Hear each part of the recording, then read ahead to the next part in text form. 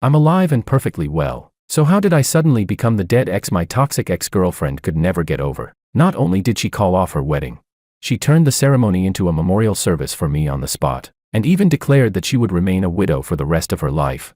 And it all started with a single message from my wife. Back then, I spent 7 years helping my ex-girlfriend build her business from nothing. Yet on the eve of our wedding, she cheated on me. Utterly disappointed, I ended our relationship. 3 years later, she contacted me again, only to invite me to her wedding. At the time, I was on my honeymoon by the sea with my wife. My wife snatched my phone, read the message, and let out a silent, cold laugh. Then she replied, "I'm sorry, but he can't make it. George passed away from cancer last month. His body has already been cremated." I was speechless. Chapter 1. Ignoring my expression, my wife continued typing. "You were the only woman my brother ever loved. Please allow me to offer you his blessing on his behalf. Congratulations on your wedding. I found a bank card among my brother's belongings. It contains the wedding fund the two of you saved together. Consider it his wedding gift to you. Before he passed away, my brother said his greatest regret in life was never getting to marry you, but he will always love you, and he hopes you will be happy forever." After finishing her dramatic masterpiece, my wife tossed the phone back to me. When I saw what she had written, my jaw nearly hit the floor. Anna frowned and let out a cold snort. "What? Are you upset because I lied to her?" I shook my head helplessly. "No, but haven't you noticed that everything you wrote sounds like you're cursing me? Cancer, cremation, dying because I couldn't be with the woman I loved. Did you really have to make my death so miserable?" Anna finally realized what she had done and immediately looked a little guilty. "Should I unsend it?" I put my phone away. "Forget it. It doesn't matter. Had it not been for that message, I would have almost forgotten Willow even existed. After all, our breakup had been anything but pleasant. Willow and I had been together for 7 years. We went from college students to successfully building a company together. I thought we would eventually walk down the aisle, but on an otherwise ordinary day, I found proof that Willow was cheating on me. Devastated, I confronted her. All I got in return was a single, indifferent word. I got bored. Only later did I learn that the man she had cheated with was her first love from her youth. As for me, I had merely been a convenient stand-in, a distraction she used to fill the void left by the men she could never have. I was completely disillusioned. I didn't argue or cling to her. I simply ended the relationship. We had not seen each other since. I had no idea what Willow hoped to accomplish by sending me that invitation today. Was she trying to show off? Or did she simply want to get under my skin? But none of it mattered anymore. Whether it was love or hatred, 3 years was more than enough time to wash it all away. I became lost in thought and unconsciously let out a sigh. Anna assumed I was still angry about what she had done. She poked my wrist. "Hey, don't be mad. I'll apologize to her." "What?" I snapped out of my thoughts. "Apologize for what?" Anna glanced at my phone, realizing what she meant. I smiled. "It's really fine." Anna still didn't believe me. "Then why do you look so upset?"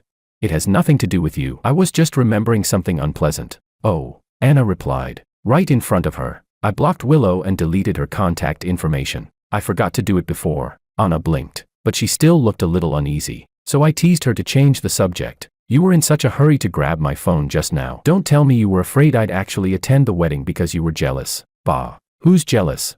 Anna finally returned to her usual lively self. She sprang to her feet and snapped. "George, you narcissist."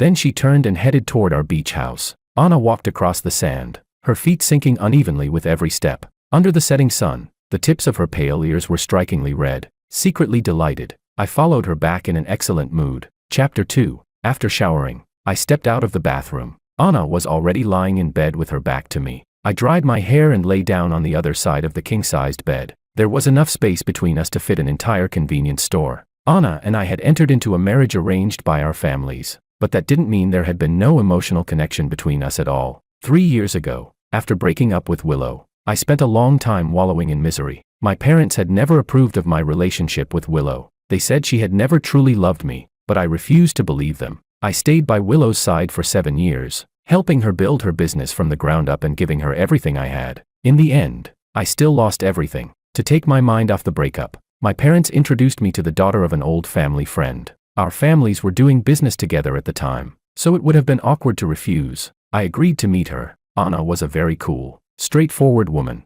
The first time we met, she immediately told me that her parents had forced her to come and that she had no interest in me. I told her I understood. Then I told her everything that had happened between Willow and me. Anna expressed her deepest sympathy. As a result, spending time together turned out to be unexpectedly easy and enjoyable. After meeting her several more times, I discovered that Anna was full of wild and imaginative ideas. Following her around on her spontaneous adventures was incredibly entertaining. Little by little, I forgot about my painful history with Willow. So when my parents suggested that Anna and I get married, I agreed without much hesitation. The wedding took place as planned. To be honest, I had never quite understood how Anna truly felt. Had her parents forced her to marry me? Or had she agreed willingly? It wasn't until today, when she snatched my phone and angrily replied to Willow, that I finally became somewhat certain. She must have married me willingly. The soft rustling of fabric sounded beside me. Anna turned over to face me. In the faint light, I looked into her eyes and asked, "What's wrong?"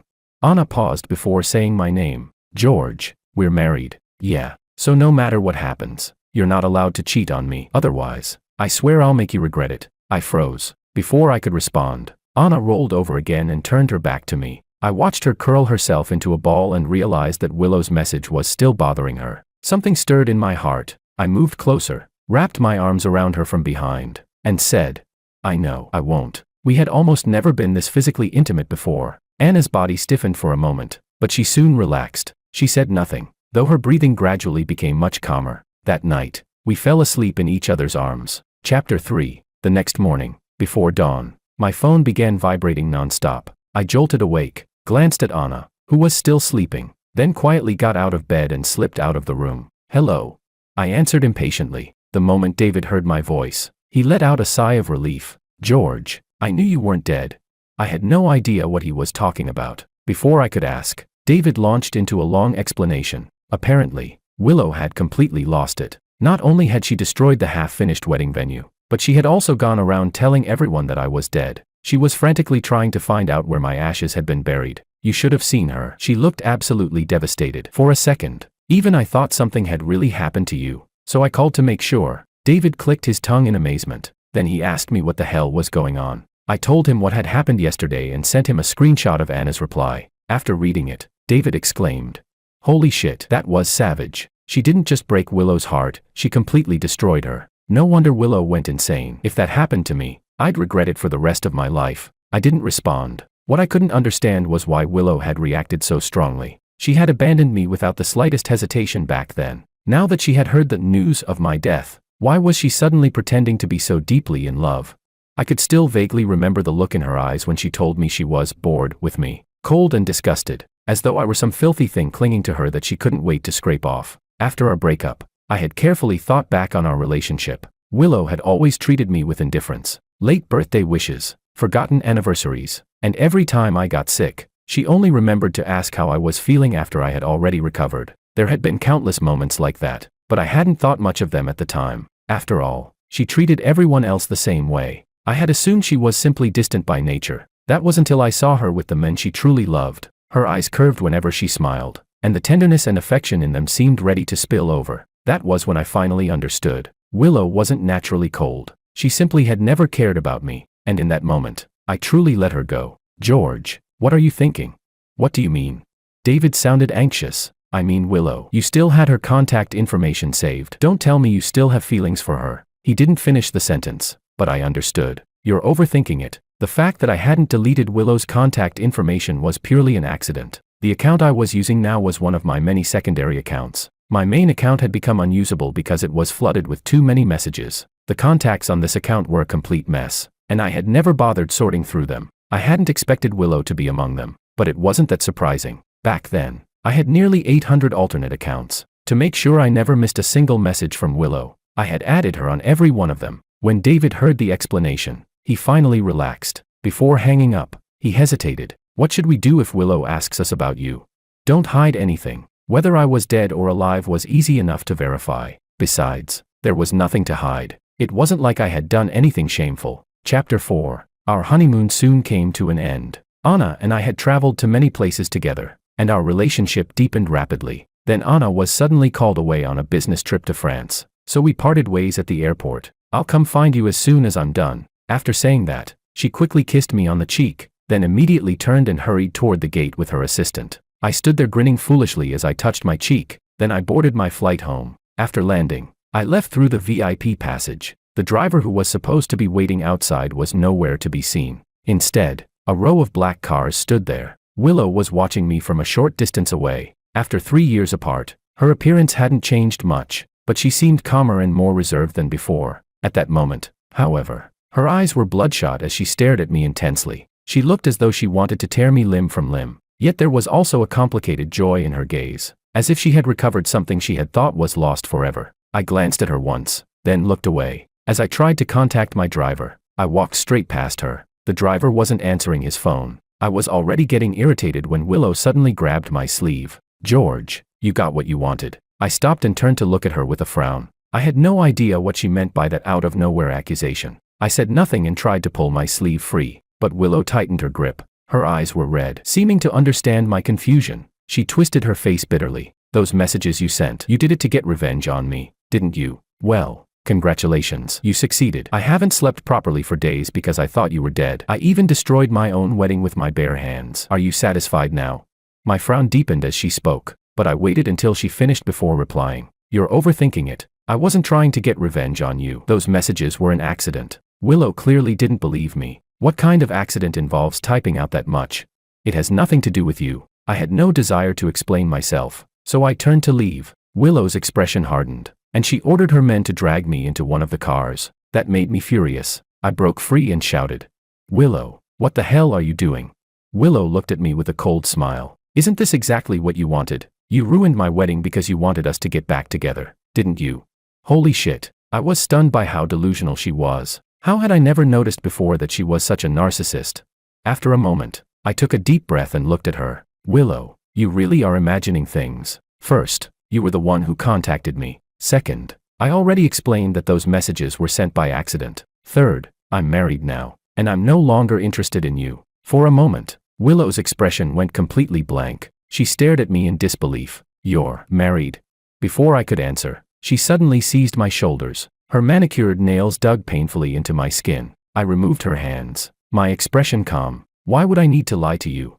"Because you wanted to ruin my wedding to Makoto." Chapter 5. Makoto was the man Willow had truly loved all along. They had grown up as childhood friends and next-door neighbors. Makoto was 1 year older than her, and Willow had secretly loved him from an early age. After graduating from high school, she decided to confess her feelings, only to discover that Makoto already had a girlfriend. She had no choice but to give up. Even so, she followed Makoto to the same university. There, she watched helplessly as he and his girlfriend enjoyed a loving relationship. It caused her unbearable pain, but there was nothing she could do. That was when I appeared. For me, it was practically love at first sight. Willow was exceptionally beautiful and academically gifted. Her only flaw was her cold, distant personality. Because of that, she was always alone at school and usually went everywhere by herself. Once, I happened to see her feeding the stray cats on campus and talking to them as though they could understand her. It was completely different from her usual aloof demeanor. She looked kind of adorable. The moment that thought crossed my mind, I knew I was done for. I didn't hesitate or play games. I immediately began pursuing her. At first, Willow refused to accept me. It was as though she were surrounded by an impenetrable wall of glass, leaving me northwest chance to get close. Then one day, there was a torrential downpour. Willow hadn't brought an umbrella and was stranded in the library. Just as I arrived to find her, a deafening clap of thunder exploded overhead. Willow screamed and curled into a ball, drawing the attention of everyone nearby. It was the first time I had ever seen her so frightened and vulnerable. Without thinking, I rushed over and wrapped my arms around her. Then I took her somewhere quiet so she could calm down. Once she had recovered, Willow told me she was terrified of thunder. After that day, we somehow became much closer. Willow even began asking me out herself. I was ecstatic and never stopped to question why. It wasn't until after our breakup that I finally learned the truth. Willow's mother had been unable to cope with her husband's infidelity. On a stormy night, she took her own life, and Willow was the one who found her. Makoto had rushed in and covered Willow's eyes. What happened in the library that day had reminded her of Makoto. She had seen his shadow in me. That was the real reason she had agreed to date me. I had been Makoto's damned substitute all along. The car sped down the road. Willow's words surprised me for a moment, but I quickly regained my composure. I looked at her calmly. "I never intended to ruin your wedding. If those messages caused you trouble, then I apologize." Yet instead of accepting my apology, Willow's expression grew even darker. "George, do you really not care that I'm getting married?" "I don't." She stared into my eyes. There was no forced indifference or pretense in them. Every word I said was true. Willow's expression darkened. After a brief silence, she asked, "What if I regret it?"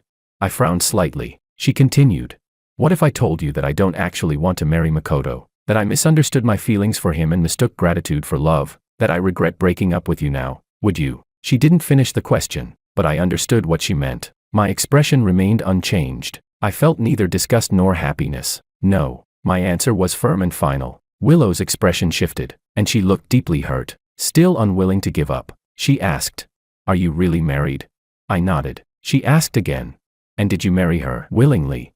I nodded once more. Willow lowered her head and clenched her hands tightly. I couldn't see her expression, nor did I care to find out. Willow and I had ended a long time ago. Whatever she thought or felt had nothing to do with me anymore. I checked the time and pointed toward the intersection ahead. "I'll get out there." Willow said nothing, but when we reached the intersection, she told the driver to stop. I hailed a taxi by the side of the road. Even as I left, I could still feel Willow's gaze fixed on my back. Chapter 6. Anna returned a week later. The moment she walked through the door, she threw her arms around me. We kissed naturally, both of us filled with the joy of reuniting after a brief separation. Only after a moment did Anna seem to realize what she had done and become a little shy. She cleared her throat. "Guess who I just saw?" "Who?" "Willow." My movements paused, and I turned to look at her. Anna gave me a teasing look. "She's downstairs. Don't you think you owe me an explanation?" I smiled and led her over to the sofa by the hand. I really admired Anna's personality. Whenever something bothered her, she addressed it directly instead of bottling it up. That saved us from a great deal of misunderstanding and suspicion. I told her what had happened at the airport. Anna rubbed her chin thoughtfully. "It looks like Willow still has feelings for you." I raised an eyebrow but said nothing. "Why aren't you reacting?" Anna asked. "How am I supposed to react?" Anna couldn't come up with an answer. She lay down with her head resting on my lap. "Whatever, as long as she doesn't interfere with our lives. I don't care." I wrapped my arms around her and murmured, "Yeah." Anna hadn't rested properly during the flight. After a quick wash, she went into the bedroom to sleep. I waited until she had fallen asleep before walking into the living room. Looking down through the floor-to-ceiling windows, I saw countless cars below, tiny as ants and impossible to distinguish from one another. I took out my phone and dialed a number. The call connected quickly, but no one spoke. My voice turned cold. "Willow, I know you're listening. I don't know what you're trying to do, but stay out of my life. More importantly, do not appear in front of my wife and give her any reason to misunderstand. Consider this both a request and a warning." Willow still said nothing, but I could hear her breathing slightly faster on the other end. I didn't say anything else and ended the call. I glanced toward the bedroom, and my expression softened. The reason I had treated Willow with such indifference before was simply that she was no longer worth any emotional reaction from me. Whether it was her ridiculous claims or her outrageous behavior, I had viewed it all as nothing more than a performance, but I would not allow her to disrupt my life, especially not when it came to Anna. Chapter 7. The next day, I went to the office. I didn't see Willow's car downstairs, which put my mind somewhat at ease. Over the past 2 years, my parents had decided to enjoy their retirement and gradually handed the family business over to me. Between the wedding and the honeymoon, I had been away from the company for nearly a month. Fortunately, the highly paid secretary I had hired was extremely capable. By the time all the work reports reached me, they had already been organized and condensed into the simplest possible form. "Sir, you have a meeting this morning to discuss a potential partnership." My secretary handed me a file. After reviewing it, I got up and headed to the conference room. I arrived a little late, and the other party was already seated. "My apologies for..." My voice faltered. I hadn't expected the representative from the prospective partner company to be Willow. Willow's company specialized in cutting-edge technology, while my current project involved a personal care brand. The two industries had little to do with each other. As for why Willow had gone out of her way to get involved, I could more or less guess. Keeping my expression neutral, I took my seat. After both sides shook hands, the discussion began. Willow showed no unusual emotion. However, when we finalized the agreement, she voluntarily offered us more favorable terms. I accepted without hesitation. Whatever her motives were, only a fool would turn down easy money. After the meeting, I returned to my office. Not long afterward, my secretary knocked and came in. "Sir, Ms. Liu would like to see you." I agreed. When Willow entered, I was chatting with Anna. She had said she was going to cook dinner herself tonight and reminded me to come home on time. I replied with a sticker of a kitten hurrying home. "George." Willow called my name. I put away my phone and gestured for her to sit on the sofa. She looked at me with a complicated expression. I broke the silence first. "Thank you for offering such favorable terms during the meeting. There's no need to thank me. It's something I owed you from back then. When we broke up, I had wanted to cut all ties as quickly as possible, so I sold my shares to Willow for far less than they were worth. That instantly made her the company's largest shareholder, even based on the company's valuation at the time. The concessions she had just made did not amount to even 1/10 of what I had lost. That was one reason I could accept her offer with a clear conscience. When I remained silent, Willow continued. I was the one who wronged you back then. Do you still hate me? I fell silent for a moment. To be honest, I had hated Willow with every fiber of my being back then. But now, when I thought about the past, I felt nothing at all. It was merely an unpleasant chapter in my life. There was no reason to keep dwelling on it and making myself miserable. I wouldn't say I hate you, but I don't want to see you again either. The moment I finished speaking, all the color drained from Willow's face. Her lips trembled. I only want to make it up to you. I had never heard Willow speak in such a humble, almost pleading tone before. When we were together, I had always been the one at a disadvantage. To put it bluntly, I had been quite the simp. Once, Willow wanted to try a wildly popular jiggly cake from a shop near our university. I got up at 6 in the morning and stood in line just so she could eat it before her first class. But after 2 bites, she got tired of it, so I finished what she left behind. Later, when we started our business, my parents kicked me out because I refused to break up with Willow. They froze all my cards and even ordered my friends not to help me. Willow and I lived in a basement apartment. Every day, we ate plain noodles with 1 egg each.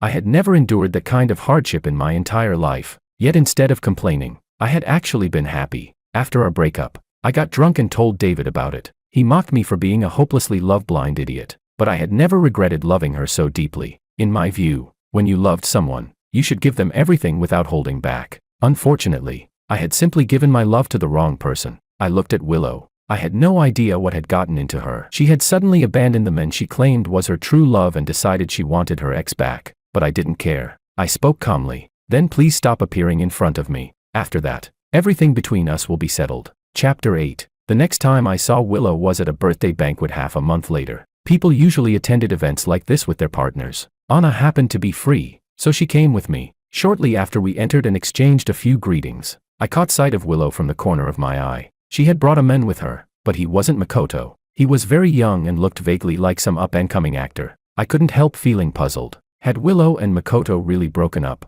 Anna noticed it too. She discreetly pinched my waist and whispered, "That man with Willow isn't Makoto, is he?" I looked at her curiously. "You know what Makoto looks like?"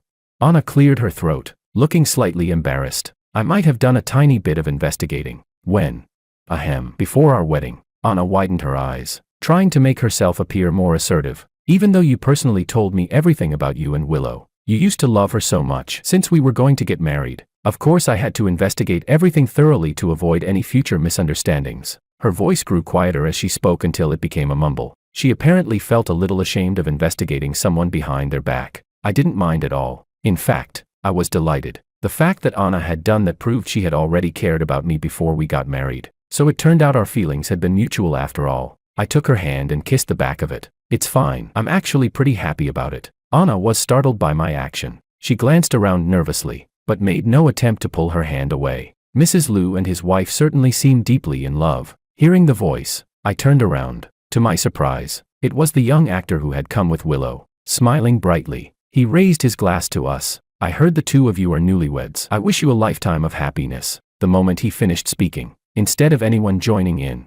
the people around us exchanged strange looks. Willow stood a short distance away, her expression unreadable. Many people in our social circle knew that Willow and I had once dated. Even the reason for our breakup was no secret, and with a little digging, anyone could find out why Willow had suddenly lost control and destroyed her own wedding not long ago. As a result, the drama between Willow and me had become the hottest gossip in the circle. Some claimed that Makoto and I had each been her true love at different times. Others said Willow had never gotten over me. Some insisted that I had been Willow's real true love all along. There were even people saying Willow was now desperately chasing the ex she had cruelly discarded. Others were placing bets on whether I would abandon Anna and rekindle my relationship with Willow. But everyone only joked about it in private. No one dared bring it up to my face. I couldn't tell whether this young actor was genuinely clueless or simply stupid. He had come as Willow's date, yet openly congratulated Anna and me on our marriage. Wasn't that practically slapping Willow across the face?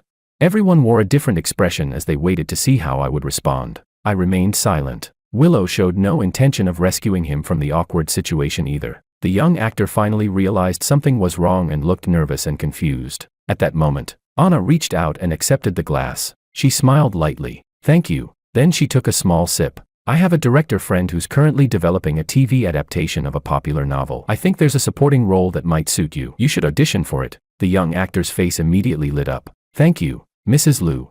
Anna then raised her glass toward everyone and smiled gracefully. Today isn't George's and my event, so we shouldn't steal the birthday celebrant's spotlight. We'll host a separate banquet for everyone another day, and when that happens, no one will be allowed to leave without offering us a few blessings. Her response was both polite and playful. It instantly broke the stifling atmosphere. Everyone around us laughed and readily agreed. Only Willow's expression darkened considerably. The young actor walked over and excitedly said something to her, but she responded with an icy glare. He immediately looked bewildered and helpless. Anna watched them leave and let out a cold snort. If she wanted to know whether our marriage was happy, she could have just asked. Using someone else as a pawn to test us. What a cheap trick. Then she pinched my waist again. This is all because of your crazy admirer. I flinched from the pain and protested innocently. What does this have to do with me? Anna ignored me and turned away to chat with some acquaintances. Before leaving, she shot me a glare. Don't talk to me again until the banquet is over. Take that time to reflect on what you've done. I was speechless. Chapter 9. After making the rounds and drinking with everyone, the alcohol began to hit me. I found a quiet balcony where I could take a break. Suddenly, the sound of an argument came from the room next door. My hand paused as I raised my cigarette. I recognized one of the voices as Willow's. The next second, the door behind me flew open. Willow strode out in her high heels, her expression dark. A man followed close behind her. I glanced at him and recognized Makoto. I was somewhat surprised by how he looked now. I had met Makoto back in college. At the time, he had been a handsome, refined young man, clean-cut, occasionally wearing glasses, gentle and easygoing with everyone. He had been exactly the type young women found irresistible. But the Makoto standing before me now had gained quite a bit of weight and wore thick black-framed glasses. Perhaps because he had come in a hurry, his clothes didn't fit him properly. His hair was messy and unkempt as well. Standing beside the glamorous Willow, he looked, to put it bluntly, like a toad beside a swan. The two of them had clearly been arguing fiercely. There was a distinct handprint on Makoto's face. He cursed at her. Willow was about to fire back when she suddenly noticed me standing on the balcony. The words caught in her throat, and she stopped walking. Makoto immediately caught up with her, his face twisted with rage. Willow, stop right there. You were the one who seduced me back then and ruined my relationship with my girlfriend. You promised you'd marry me, so what the hell do you mean by backing out now? And you think you can just pay me off? That pathetic amount of money wouldn't even satisfy a beggar. I'm telling you, you're marrying me whether you like it or not. Otherwise, you'll regret it. With every word he spoke, Willow's face grew paler. By the end, she looked ashen. She stared at me in panic, seemingly wanting to explain herself. I didn't look at her. I turned around and left the scene. Whatever Willow's reason for cheating had been, it had nothing to do with me anymore. Just as I was walking past them, Makoto happened to catch sight of my face. He froze. The next second, he released Willow, lunged forward, and grabbed me by the collar. George, I finally caught you. This is all your goddamn fault. I knew there had to be a reason that bitch Willow had been acting so strangely toward me lately. She barely cared about planning the wedding and spent every day distracted. So she was thinking about you. You sent one fake message saying you were dead, and Willow completely lost her mind. She destroyed the wedding venue and turned me into a laughingstock in front of my relatives, friends, and co-workers. Have you two been having an affair behind my back this whole time? Willow broke up with you because of me back then. You must have hated me for it, but let me tell you something. The only reason Willow ever dated you was because you did exactly what I once did. She was afraid of thunder, and you happened to be there. When she looked at you, all she saw was me. You actually thought she loved you. Makoto roared in my face. His features were twisted with fury, and his eyes looked ready to burst from their sockets. He sprayed spit all over my face, making my stomach turn. Before I could do anything, however, someone slapped him hard across the face. Willow stood there with her hand raised, glaring at him furiously. Shut your mouth. You're not even worthy of being compared to George. He suffered with me and helped me build my company from the ground up. All you ever do is ask me for money like a parasite. I've had enough of you. My refusal to marry you has nothing to do with George. You're the one who disgusts me. Makoto turned his head back toward her with a cold sneer. So I'm trash. Then what does that make you, when you were the one who crawled into my bed? Pathetic. And now I disgust you. You certainly sounded sweet enough back then, calling me Darling Mako every chance you got. Chapter 10. Makoto's words struck Willow where it hurt most. Her expression turned unbearably ugly. I watched the two of them tear each other apart and nearly laughed. Just how much had Willow once loved Makoto? Every year, she started preparing his birthday gift more than 2 weeks in advance. Whenever Makoto got sick, she fussed over him like an overprotective mother. Whenever he argued with his girlfriend, Willow swallowed her own heartbreak and comforted the girl. She had even become fairly good friends with her. And Makoto? Despite already having a girlfriend, he shamelessly accepted everything another woman did for him. Then he dressed it up with the excuse that they were like brother and sister. His girlfriend and I had both been pathetic fools, too blind to notice the inappropriate intimacy and obvious chemistry between them. But now, I looked at the way Willow stared at Makoto. It was exactly the same way she had looked at me when we broke up. Disgusted, irritated, and cold. It turned out that once the person she had longed for finally became hers, he was nothing more than a faded old dream. Now, I was grateful Willow and I had broken up. She had always been selfish and cold-hearted. Willow noticed the look in my eyes and immediately panicked. She reached for my arm. George, let me explain. It's not what you think. I immediately dodged her touch. The disgust on my face made her go deathly pale. There's no need to explain. I don't want to hear it. I'm not thinking anything. This is between the two of you and has nothing to do with me. I already told you that there's nothing left between us. Makoto burst out laughing beside us. See that, Willow? You're throwing yourself at him, and he still doesn't want you. You're pathetic. You only want the men who don't want you. You were like that with me, and now you're doing the same thing with George. What the hell is wrong with you? He doubled over laughing like a madman. I had no interest in watching the farce any longer. I tugged my sleeve straight and turned to leave. Willow grabbed my hand. Her eyes red. She pleaded. George, I know I was wrong. I've been thinking about you for the past 3 years. I was just too proud to come looking for you. Please give me another chance. Don't leave me. I'm begging you. I truly can't live without you. As she spoke, she suddenly leaned in to kiss me. I reacted quickly and shoved her away. Willow, what the hell is wrong with you? After being harassed again and again, I had finally reached the limit of my patience. I wiped the spot she had touched with open disgust and snapped. Then die. Willow froze in place, staring blankly at me. Tears slid from the corners of her eyes. With her beautiful face, she looked heartbreakingly pitiful, but I didn't even want to look at her. George, are you really that cruel? I replied coldly.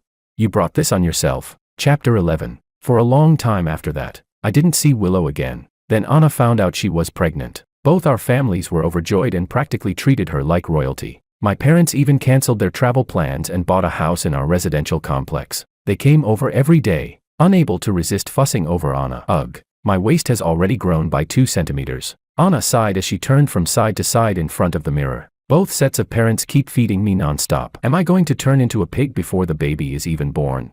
Seeing how distressed she looked, I wrapped my arms around her shoulders from behind. I'll hire a nutritionist tomorrow. That way, our parents won't have to worry about your health, and you'll have a good excuse to refuse all the extra food. How does that sound?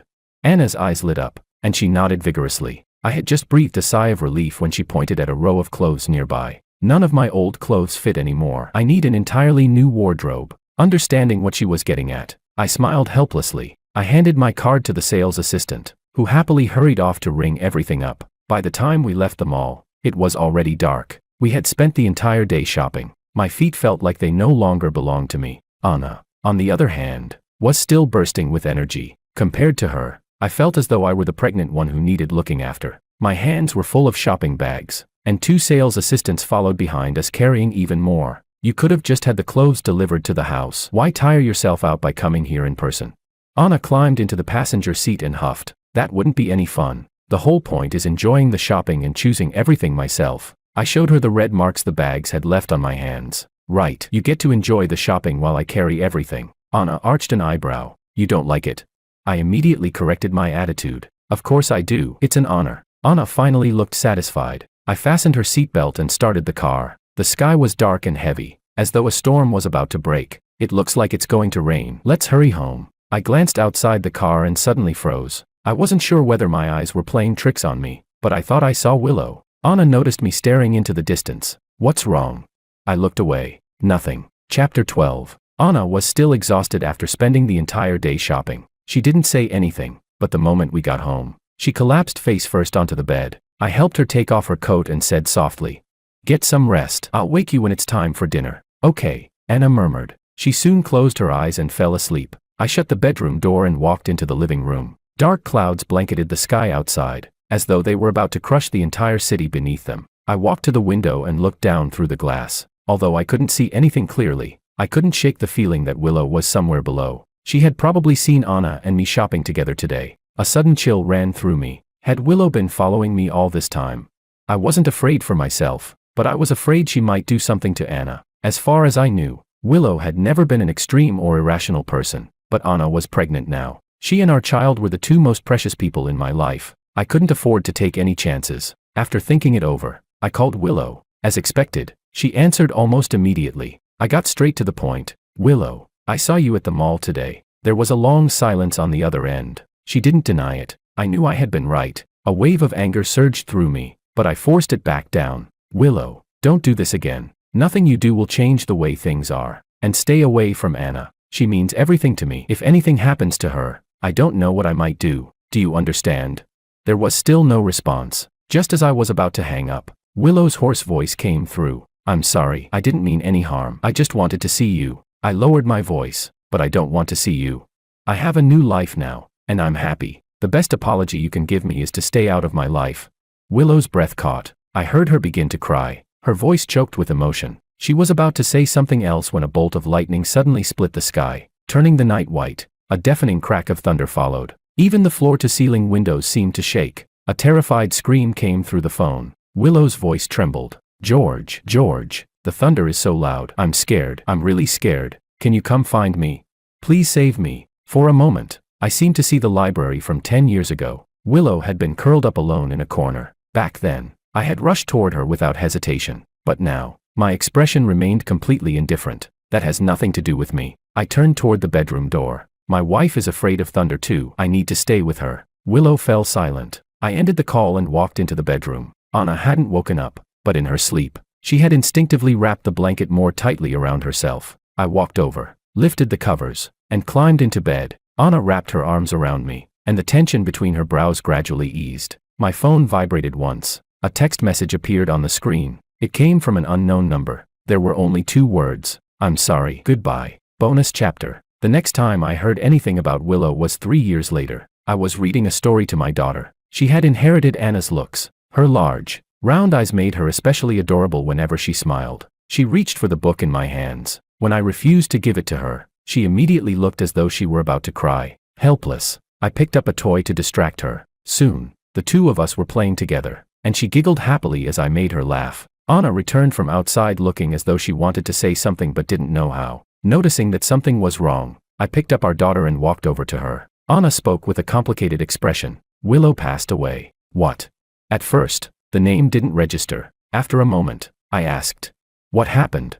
Willow had moved abroad 3 years ago. Anna sighed. Cancer. I heard she underwent treatment for a long time, but she had no will to live. In the end, even the doctors couldn't save her. Cancer. I remembered the message Anna had sent all those years ago. I never expected her words to come true. The only difference was that I wasn't the one who had gotten cancer. No wonder Anna looked like that. I kissed her cheek and said softly, it's okay, it wasn't your fault. Anna nodded. I know. I just feel a little unsettled. I guess we really shouldn't say things like that carelessly. She patted her cheeks to pull herself together, then turned and headed into the kitchen. She said she had recently been experimenting with a new dish and wanted to make it for us. I continued playing with our daughter. Just then, the computer chimed as a new email appeared. I froze when I saw the sender's name. It was Willow. After hesitating for a moment, I deleted the email without opening it. Since there was nothing left between us, there was no reason to leave behind even the slightest lingering attachment.